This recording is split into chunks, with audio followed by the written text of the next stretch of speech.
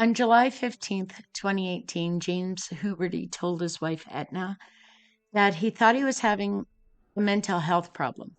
A few days later, on the 17th, he called the San Diego area mental health clinic and asked for an appointment. Then he sat quietly for hours waiting for a call back before he got up and walked out of the house and took a ride on his motorcycle. He was polite on the phone and told the receptionist who answered that he had not been hospitalized for mental health issues in the past. So, unfortunately, the receptionist recorded the call as a non crisis call that could be sorted within 48 hours. Unfortunately for 42 other people, it was in fact a crisis. Hubert returned home that afternoon and seemed content. He had dinner with his wife and daughters, and then he went on a bike ride with his family to a park. That evening, he watched a television movie with his wife. Nothing seemed too out of sorts that day. The next morning, they all went to the famous San Diego Zoo. He made some ominous comments to his wife that morning while walking through the exhibits. He said he felt like his life was over. He said society had their chance when he called the mental health facility and they didn't call him back. They had some lunch at a McDonald's in Claremont and then they went home. At home, Huberty changed into camouflage slacks and a maroon t-shirt. He kissed his wife goodbye and told her he was going hunting for humans.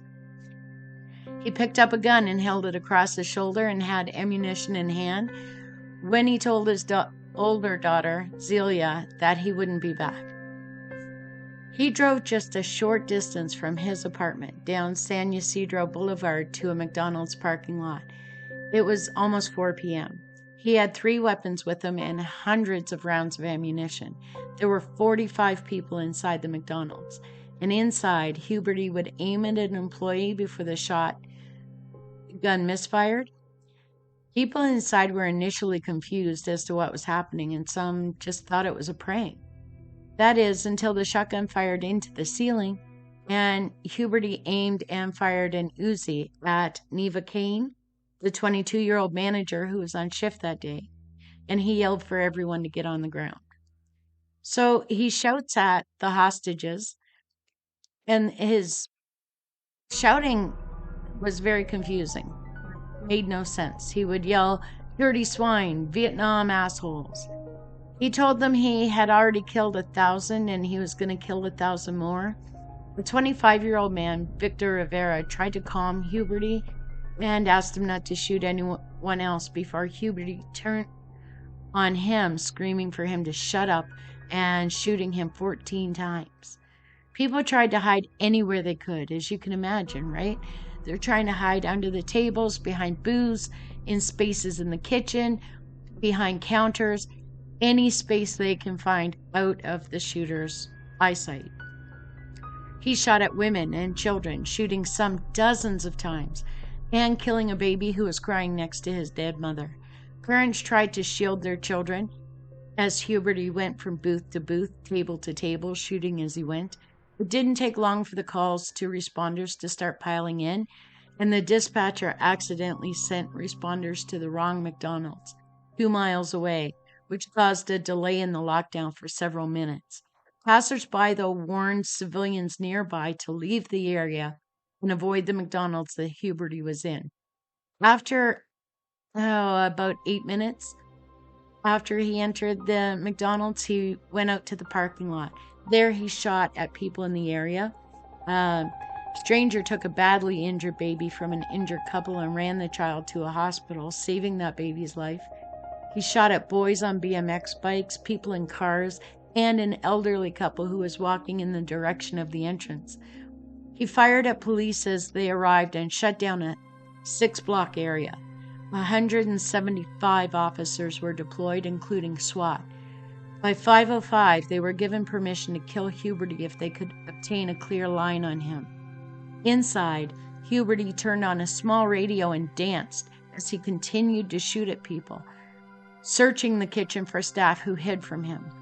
5:17, he gave SWAT that little window of opportunity when he came close to the drive-in window and a SWAT member shot him in his heart.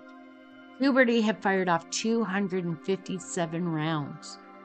He killed 21 people and an unborn child and injured 19 more. Heroes, like the young lady who rushed a stranger's baby to hospital, others who shielded friends, who shielded children and strangers, some who dealt with the wounds of those who were injured and dying. SWAT sniper Charles Foster, and those on the street warning others to stay away meant the difference between life and death for so many. Police would finally say, or initially say, that all the shooting was done in minutes, maybe to suggest that it was all done before they got there, but survivors would prove that the shooting was done over at least 44 minutes, if not longer. The entire event, start to finish, was 77 minutes. It still is the worst mass shooting in California history, and at that time, it was the worst in the country. Because of the things he was shouting, people initially thought he was a Vietnam War vet with PTSD, but he never served. He was a wife beater, domestic violence perpetrator, paranoid man who is known to be mean and badly tempered, and a conspiracy theorist. His daughter Zelia grew up to become a nurse and has spent her entire life trying to distance herself from what her father did, though she was only 12 and could not have done a thing to prevent it. He holds no blame. While he will be forgotten to time, his victims will be remembered with a permanent memorial where the McDonald's used to stand. And today we too honor their memories, along with the memories of the injured, so many of whom injured themselves would try to save the lives of others. Thank you for listening. If you're enjoying these videos and you want to see more, please click the subscribe button and hit those notifications so that you don't miss any uploads. We appreciate you. Thanks.